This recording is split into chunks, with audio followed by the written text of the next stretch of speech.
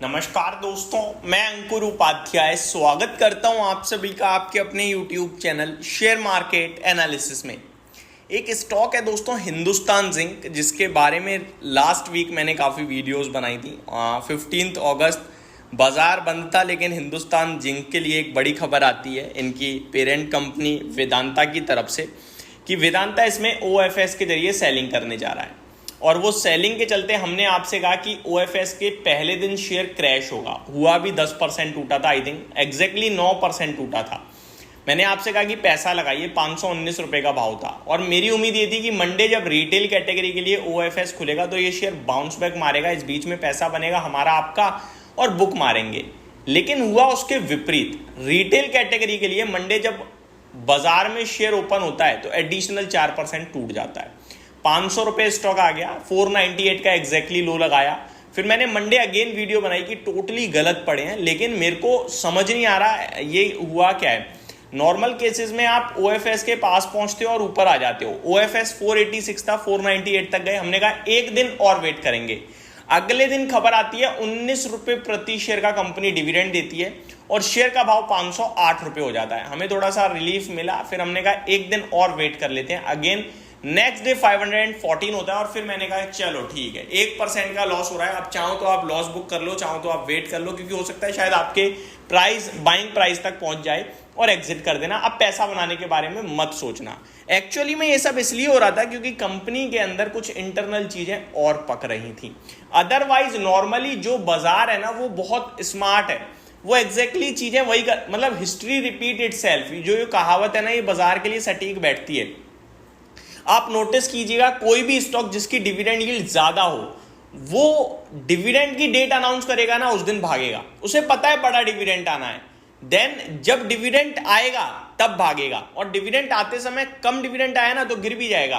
तो आपने सिर्फ यही प्रिडिक्शन करनी है कि डिविडेंड जो आ रहा है वो बड़ा आ जाएगा ना, तो आप अनाउंसमेंट से पहले लेके अनाउंसमेंट पे बेच दोगे तो आप पैसा बना जाओगे।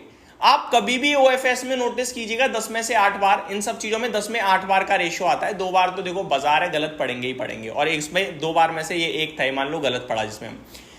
OFS में हमेशा 2 दिन OFS होता है। पहले दिन नॉन रिटेल कैटेगरी के लिए, दूसरे दिन रिटेल कैटेगरी के लिए। पहले दिन नॉन रिटेल कैटेगरी के लिए जब होता है तब शेयर क्रैश होता है और जो OFS का प्राइस होता है उस तक शेयर का प्राइस पहुंचता है, और नेक्स्ट डे रिटेल कैटेगरी वाले दिन स्टॉक भाग जाता है। इस बीच के इस एक दिन के अंदर आप चाहो तो पैसा बना सकते हो, और ज्यादातर बनता है। आप नोटिस कीजिएगा इस स्टॉक में ऐसा हुआ ही नहीं। इनफैक्ट 19 रुपए प्रति शेयर, यार एक सिंगल बार में 4% का डिविडेंड भी छोटा नहीं होता। 19 रुपए तो इसे डायरेक्ट भागना चाहिए था, बट नहीं भागा। ये सब इसलिए हो रहा था क्योंकि अंदर ही अंदर कंपनी को डर था कि सरकार एडिशनल बिकवाली करने वाली है। दोस्तों खबर ये आ रही है कि हिंदुस्तान जिंक में टुकड़ों में गवर्नमेंट स्टेक बेच सकती है, कुछ स्टेक सरकार बेच सकती है टुकड़ों में, एक बार में नहीं टुकड़ों में, जिसकी वजह से थोड़ा हिंदुस्तान जिंक का शेयर प्रेशर फील कर रहा था या कर रहा है। मैं एक बार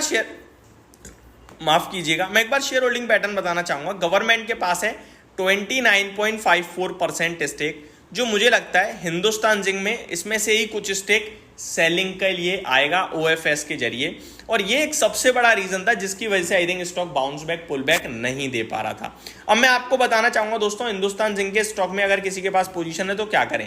देखो ट्रेडिंग पर्पज से आपकी पोजीशन है, एक आध महीने के पर्पज से है, मेरे को नहीं लगता है इसमें कुछ भी होने वाला है। इनफैक्ट ये स्टॉक मेरे को लगता है 470 की तरफ जाने के लिए तैयार हो रहा है। अगर आपका व्यू मोर देन 1 ईयर का है तो फिर कोई इशू नहीं है, दिक्कत नहीं है, क्योंकि आप 1 साल का व्यू ले रहे हैं और इनकेस ये 470 450 आ जाता है तो आप एडिशनल खरीद सकते हो, एवरेज कर सकते हो, और वो एवरेजिंग ही आपको पैसा बना के देगी। देखो लॉन्ग टर्म इन्वेस्टर अगर बोले मैं लॉन्ग टर्म हूं, मेरे को नुकसान ही नहीं होगा, गलत। आप लॉन्ग टर्म हो, आपको नुकसान होगा। माफ कीजिएगा मैं सही से राइम नहीं कर पा रहा हूं, बट जो कहना चाहता हूं बताता हूं। आप लॉन्ग टर्म इन्वेस्टर हो, अगर आपने बोल दिया मैं लॉन्ग टर्म इन्वेस्टर हूं, तो लॉन्ग टर्म इन्वेस्टर पैसा इसलिए बना लेता है क्योंकि एक तो उसे पैसे की जल्दी नीड नहीं है, उसने ये सोच के लगाया है, और दूसरा उसे वो बीच में जो डिप मिलती है ना उसमें वो डरता नहीं है, खरीदता है। वहीं शॉर्ट टर्म और मीडियम टर्म वाला क्या होता है, वो जो डिप होती है ना उसी में पोजीशन छोड़ के भाग जाता है। लॉन्ग टर्म वाला उस गिरावट को यूज करता है। अदरवाइज आप नोटिस करो, अगर कोई लॉन्ग टर्म इन्वेस्टर है, आप ही खुद अपने आप को नोटिस करना, आप किसी शेयर को किसी भाव पे खरीद लो और फिर वो गिरे और मत खरीदो, वो एट द एंड ऊपर आ जाएगा लेकिन ना के बराबर पैसा बना के देगा। एग्जाम्पल 2021 की रैली में 22 की शुरुआत में आईटी स्टॉक्स ने हाई लगाए थे, टीसीएस ने 4000 लगाया था, इन्फोसिस ने 1950 लगाया था और 2023-2024 के शुरुआत में ये 1200 रुपए तक गया, इन्फोसिस टीसीएस गया था 2900 रुपए तक। अगर किसी ने नहीं लगाया होता तो 2021 में 4000 वाला टीसीएस आज 4500 क्या बनाया यार, कुछ भी नहीं बनाया। 4 साल में आप 10% बना रहे हो, कुछ बना क्या पैसा, बिल्कुल भी नहीं बना।